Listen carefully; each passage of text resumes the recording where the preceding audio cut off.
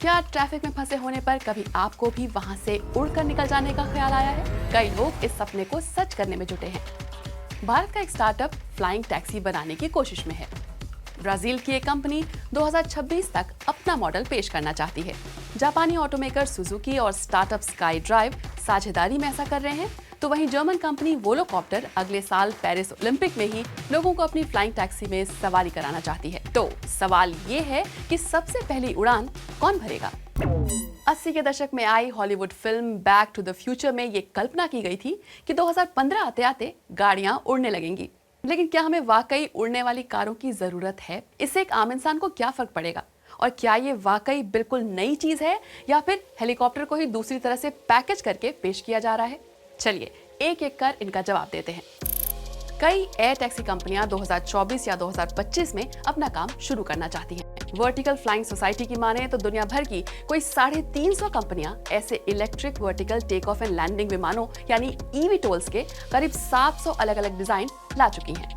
ऐसी air taxi हमारे शहरों में रोजमर्रा का हिस्सा कब और कैसे बन पाएंगी, ये एक बड़ा सवाल है। फिलहाल तो किसी भी वाहन निर्माता को ऐसी गाड़ियां चलाने या उड़ाने के लिए हरी झंडी नहीं दिखाई गई है। हर कंपनी का डिजाइन एक दूसरे से अलग है, किसी के पंख हैं तो किसी के नहीं। मगर एक बात जो इन सब में एक सी है, वो है कि ये सब धरती से उड़ान भरने के लिए रोटर का इस्तेमाल करते हैं। अगर ऐसा करना है तो हेलीकॉप्टर का इस्तेमाल क्यों नहीं करते? फर्क क्या है? ब्लेड नाम की हेलीकॉप्टर सर्विस विश्व के कुछ बड़े शहरों में पहले से ही चल रही है। महंगी होने के कारण इसे सिर्फ अमीर ही आजमा पाए हैं, वहीं ईवीटोल्स सस्ती होने के कारण आम लोगों की पहुंच में होगी। पेट्रोल से चलने वाले हेलीकॉप्टर की बजाय ज्यादातर फ्लाइंग कारें इलेक्ट्रिक मोटर की मदद से उड़ेंगी। इनको चलाना और देखरेख करना दोनों ही काफी सस्ता पड़ेगा, इसलिए आम लोग इसे इस्तेमाल करने के बारे में सोच पाएंगे। ईवीटोल्स हेलीकॉप्टर के मुकाबले काफी शांत भी होते हैं, यानी शहरों में उड़ान भरने के लिए कहीं बेहतर। और तो और इनसे CO2 नहीं निकलता, जो कि इन्हें और भी इको फ्रेंडली बनाता है। दिल्ली या बेंगलुरु जैसे शहर में ये ट्रैफिक कम करने में मदद कर सकते हैं। तो अब एक आखिरी सवाल बचता है।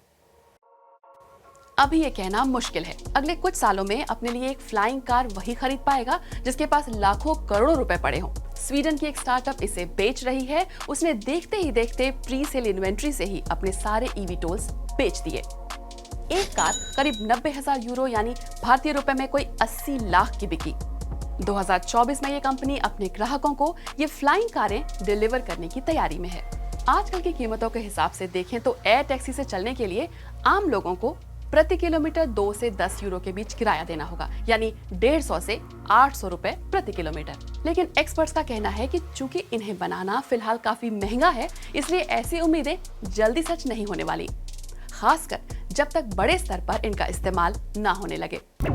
खुले आसमान में उड़ती कारें दिखने के रास्ते में अभी कई चुनौतियां बाकी हैं। कई नियम और सुरक्षा सवालों के जवाब हमारे पास नहीं है, और टेक ऑफ और लैंडिंग के लिए इंफ्रास्ट्रक्चर भी तो बनाना है। जो भी हो और जब भी हो, मैं तो जरूर एयर टैक्सी लेना चाहूंगी।